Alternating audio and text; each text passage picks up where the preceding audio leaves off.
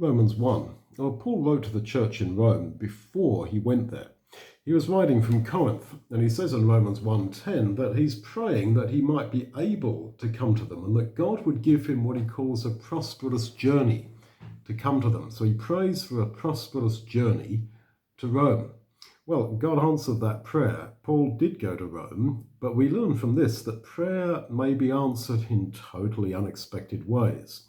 Little could he have realized, sitting in Corinth as he was writing that the answer would involve a couple of years' imprisonment in Palestine, a shipwreck that led to an ecclesia in Malta, possibly in Crete as well, nearly dying from a viper bite on the beach of Malta, so much other grief.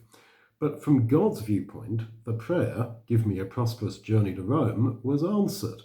So you see that answers to prayer may come after some years, but we want everything immediately, right now, on demand. We live in an age where we expect to just tap on a screen, see the instant answer to our request, but God is not so primitive.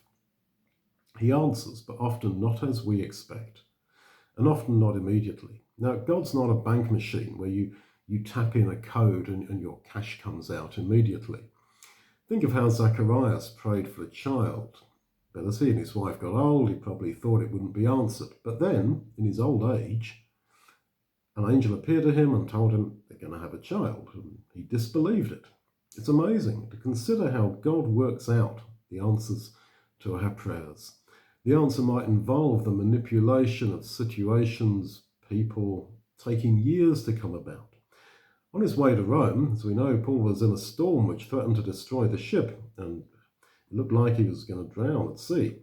He maybe remembered his prayers in Corinth, "Give me a prosperous journey to Rome." When the angel appeared to him and comforted him that he would indeed get to Rome, he would have been amazed at how his prayer of years ago, when he was in Corinth, praying that he'd have a prosperous journey to Rome, that his prayers had been answered and that God does not forget. We're not to fire requests at God, hoping we might get some of them answered. No. Be serious about prayer because in essence, they will be answered. So pray as if you expect the prayer to be answered. And I think that will affect what you choose to ask for.